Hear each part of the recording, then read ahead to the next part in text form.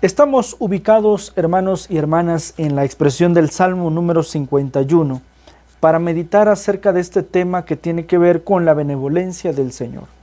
La benevolencia es un término que refiere más bien a la bondad, a la generosidad, a la gracia y a la buena voluntad, en este caso de Dios para con su pueblo. Benevolencia del latín bene, bien o bueno, volo, querer, el buen querer de parte, en este caso, de Dios para con su pueblo.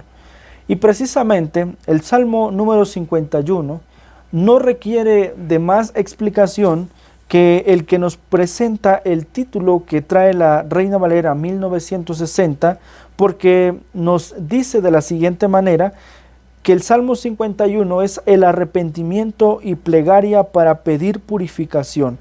Es un salmo de David, cuando después que se llegó a Betsabé, vino a él Natán el profeta. Es decir, nosotros conocemos la historia que nos narra la palabra del Señor acerca de esta cosa terrible que David comete en función de tomar la mujer de su prójimo, la mujer de Urías, de esta mujer llamada Betsabé.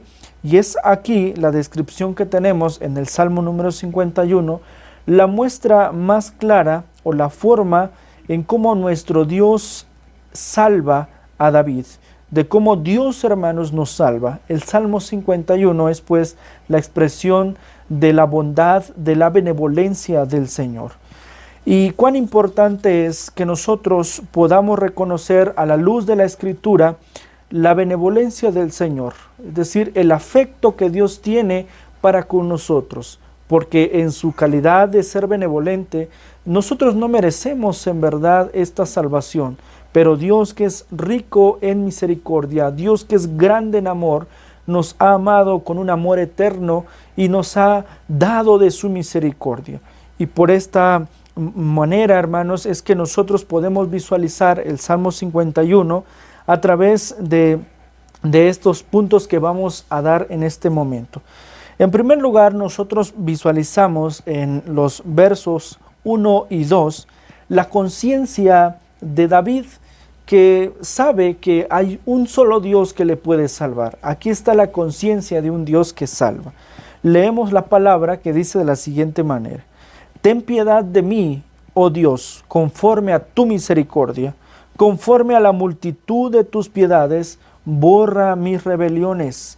Lávame más y más de mi maldad y límpiame de mi pecado. Lo que tenemos aquí en estos dos versos de la Escritura es la conciencia de que solo Dios es el que puede salvar. David suplica misericordia porque reconoce que solamente Dios es misericordioso. David comienza con la alusión de pedir al Señor esta misericordia a través de las palabras: Ten piedad de mí, oh Dios, conforme a tu misericordia. Aquí tenemos que entender que David conscientemente sabe que Dios es el único que puede obrar en misericordia, porque David no es para nada misericordioso, porque el mismo David mandó a matar a Urías, esposo de Betsabé. Por lo tanto, reconocemos que a la luz de la Escritura, David no puede ser misericordioso, David no puede ser benevolente, pero David está consciente de que solo Dios le puede salvar. Por eso sigue diciendo la expresión: conforme a la multitud de tus piedades, borra mis rebeliones. Insiste en la misericordia de Dios, insiste que solo Dios le puede salvar. Lo que tenemos aquí es ese conocimiento de que el Dios que salva es el único que le puede ayudar en medio de esta circunstancia. El Dios misericordioso se reconoce a través de la misma condición en la que se encuentra David, la condición que todo ser humano es necesario reconocer, que cada uno de nosotros es pecador, somos pecadores, y que solo Dios es el único capaz de ver nuestra vida miserable, y por esa razón es Dios misericordioso. El término misericordia, de bien, se refiere desde el latín precisamente a este significado. ver la miseria que hay en el corazón. Y solamente Dios es aquel que puede ver lo miserable que está en nuestro corazón, que hay en nuestra vida. Por lo tanto, la conciencia que visualizamos aquí es de un Dios que salva, que puede salvar. Y por eso David insiste: lávame más y más de mi maldad y límpiame de mi pecado. David está consciente de que solo Dios puede librarle, puede salvarle. Lo que vemos aquí en el Salmo número 51, por supuesto, es una descripción breve de lo que en la sistemática se conoce como el orden de la salvación o el ordo salutis desde el latín, que no es otra cosa más que la descripción o la forma en cómo Dios salva, cómo Dios, hermanos, demuestra su amor para con cada uno de nosotros. Y lo que a continuación viene, a partir del verso número 3 al 5, es la conciencia de la naturaleza de pecado. David es consciente de que es un pecador y por esa razón David confiesa sus pecados y reconoce la condición en que éste se encuentra. Por eso dice así la palabra del Señor: porque yo reconozco mis rebeliones y mi pecado está siempre delante de mí. Contra ti solo he pecado y he hecho lo malo delante de tus ojos, para que seas reconocido justo en tu palabra y tenido por puro en tu juicio. He aquí, en maldad he sido formado y en pecado me concibió mi madre. La alusión que tenemos aquí en el verso número 5 es la utilizada por el apóstol Pablo para hablar precisamente de esa naturaleza de pecado en la cual David reconoce que ha nacido. Y por supuesto aquí lo que visualizamos es esa confesión delante de ese Dios que le puede salvar, y David es consciente de que solo a través del reconocimiento de su vida miserable puede alcanzar el conocimiento de ese Dios verdadero. Para conocer a Dios es indispensable que cada uno de nosotros se conozca en la condición miserable en la que se encuentra. Y David lo hace muy bien. Y además confiesa sus pecados. David confiesa cada uno de estos pecados y dice: yo contra ti, solamente contra ti he pecado. Yo reconozco mis rebeliones y mi pecado siempre está delante de mí. Aquí está, hermanos y hermanas, esta conciencia de la naturaleza de pecado que hay en el corazón de David y que le hace conocer en verdad a este Dios misericordioso. Por eso dice la expresión en el verso número 4: para que seas reconocido justo en tu palabra y tenido por puro en tu juicio. Es decir, David, al confesar sus pecados y al reconocer su vida miserable, lo que hace es conocer en verdad a Dios y saber que Dios es bueno y saber que Dios es justo y saber que Dios es maravilloso para con aquellos que se humillan delante de su presencia. A continuación, en el verso número 6 hasta el verso número 12, nosotros podemos seguir visualizando este orden de la salvación a través de la regeneración, que es la conciencia que David tiene de que solo Dios puede darle una vida nueva. Y esto lo leemos a través de la expresión de la palabra. Versos 6 al 12 que dicen de la siguiente manera: he aquí, tú amas la verdad en lo íntimo y en lo secreto me has hecho comprender sabiduría. Purifícame con hisopo y seré limpio, lávame y seré más blanco que la nieve. Hazme oír gozo y alegría y se recrearán los huesos que has abatido. Esconde tu rostro de mis pecados y borra mis rebeliones. Crea en mí, oh Dios, un corazón limpio y renueva un espíritu recto dentro de mí.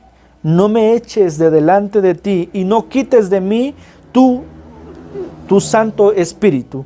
Vuélveme el gozo de tu salvación y espíritu noble me sustente. Lo que tenemos aquí, por supuesto, es esta conciencia que David tiene de reconocer que solo Dios puede darle una vida nueva, que solo Dios puede convertir su corazón de piedra en un corazón de carne, porque David no se tentó el corazón cuando mandó matar a, en este caso, Urías, el esposo de Betsabé, con tal de tomar como esposa y llegarse hacia ella en este acto tan terrible delante de los ojos del Señor. David, por supuesto, David no tiene un corazón de carne porque no puede en este caso hacer misericordia para con Urías. Pero aquí está reconociendo David que solo Dios puede regenerar, porque después de todo, en el proceso de la regeneración es un acto que Dios hace, que Dios es el único que lo puede hacer, que puede cambiar nuestra vida y que puede transformarnos y hacernos nuevas criaturas. De modo que si alguno está en Cristo, nueva criatura es, las cosas viejas pasaron y aquí todas son hechas nuevas, dice la expresión de Corintios. Lo que tenemos aquí, hermanos y hermanas, es esta regeneración que proviene de Dios. Un acto que es directamente de Dios, que solo Él puede hacer en nuestra vida. Él puede cambiarnos para hacernos nuevas personas que alaben y glorifiquen su santo nombre. Y esto es lo que David está pidiendo. Por eso David dice, purifícame con hisopo, seré más limpio, lávame y seré más blanco que la nieve. Hazme oír gozo y alegría, y se recrearán los huesos que has abatido. David se siente miserable, pero sabe que solo Dios puede hacerle una nueva vida, devolverle toda esa alegría, ese gozo, porque conocemos a través de la expresión de la palabra que David sentía culpa, por supuesto, por lo que había cometido. Y esto se da en función del profeta Natán, que le dice que esto que ha hecho ha sido terrible delante de los ojos del Señor. Pero David sabe y reconoce que solo Dios puede regenerar su vida. Y aquí está la alusión del verso 10. El que puede crear y cambiar los corazones de piedra, el que puede dar forma a nuestra vida pecaminosa, es Dios, hermanos. No hay de otro modo, no hay otra forma, solamente a través de Dios. Por eso dice la expresión, crea en mí, oh Dios, un corazón limpio. Y la expresión de crear, por supuesto, es la alusión que David utiliza para hablar del poder que Dios tiene para crear. Si nosotros visualizamos en las narraciones de Génesis, Dios crea de la nada todas las cosas y además les da forma. Su poder creador y su poder formador se visualizan desde el principio de las cosas. Y David lo que pide aquí es que Dios le cree, le haga un corazón nuevo, es decir, que elimine ese corazón y le dé un corazón nuevo, distinto, que renueve un espíritu recto dentro de mí, es decir, que le forme, que le ayude, que le regenere. Esto es lo que la palabra del Señor le dice. Vuélveme el gozo de tu salvación, que le recuerde, que le haga saber que es hijo de Dios, que le haga conocer que en verdad lo que ha hecho es y ha sido terrible. Y a continuación, a partir del verso número 13 hasta el 19, usted y yo podemos visualizar a través de este Salmo número 51 el proceso de la conversión, es decir, la conciencia que tiene David para creer en Dios. Esto es la fe para creer verdaderamente que Dios es el único que le puede ayudar, que le puede salvar. Es esa fe genuina que se implanta en el corazón de aquellos que han reconocido que solo en Dios, hermanos, es posible nuestra salvación, que solo a través de Cristo Jesús podemos ser salvos. Esta es la fe genuina. Esta es la conciencia que tiene David para creer en Dios. Y dice la expresión de la palabra: entonces enseñaré a los transgresores tus caminos y a los pecadores se convertirán a ti. Líbrame de homicidios, oh Dios, Dios de mi salvación, cantará mi lengua tu justicia. Señor, abre mis labios y publicará mi boca tu alabanza. Porque tú no quieres sacrificio, que yo lo daría. No quieres holocausto. Los sacrificios de Dios son el espíritu quebrantado, al corazón contrito y humillado, no despreciarás tú, oh Dios. Haz bien con tu benevolencia a Sión, edifica los muros de Jerusalén, entonces te agradarán los sacrificios de justicia, el holocausto o ofrenda del todo quemada, entonces ofrecerán becerros sobre tu altar. Lo que tenemos aquí en esta descripción desde el verso 13 al 19 es el proceso de la conversión que se da a través de dos elementos muy importantes. La fe que estábamos hablando, la fe genuina para creer en ese Dios que solo Él le puede salvar. Y por eso dice aquí David, yo voy a enseñar a los transgresores tus caminos y los pecadores se convertirán a ti. ¿Por qué? Porque aquí Dios ya le ha dado una vida nueva y ahora con esa fe que Él tiene para creer, Él también va a dar a conocer, a testificar que Dios es el único que puede salvar. Pero también, aunado a la fe, viene también el arrepentimiento. Y el arrepentimiento no es otra cosa más que el sentimiento de vergüenza por su pecado. David se siente avergonzado por lo que ha cometido. Por eso dice la expresión del verso 14, líbrame de homicidios, oh Dios, Dios de mi justicia, cantará mi lengua tu justicia. Recordemos que el pecado que David comete es grande. Primero, un homicidio, porque mandó matar a Urías. Y aquí lo que David está diciendo es que Dios le libre de esos homicidios, Dios le libre de cometer más cosas como esos. ¿Y esto qué es? Sino el arrepentimiento. Es decir, David se siente avergonzado por lo que ha cometido. David se siente terriblemente avergonzado porque mandó a matar a Urías. Y además, dice la expresión que a Dios no le placen esos holocaustos, porque David reconoce también que, de acuerdo al contexto, lo que él debía de hacer es presentar un sacrificio. Pero dice David, tú no quieres sacrificio, que yo puedo hacerlo. No quieres holocausto, que yo puedo hacerlo, porque el sacrificio de Dios, dice, son el espíritu quebrantado, al corazón contrito y humillado, no desprecias tú, oh Dios. ¿Qué es esto? Por supuesto, es esa fe que le acerca a creer en ese Dios verdaderamente, que le ha conocido en verdad y sabe que esos sacrificios son en vano. El sacrificio agradable delante de los ojos de Dios es su mismo corazón arrepentido por todo lo que se ha cometido. Cuán importante es, hermanos y hermanas, lo que este salmo nos muestra también para con cada uno de nosotros, que solamente Dios es benevolente para con nosotros. La benevolencia es la gracia de Dios para nuestra vida, la buena voluntad que Él tiene para con nosotros, que en verdad David no lo merecía, porque sus pecados eran terribles.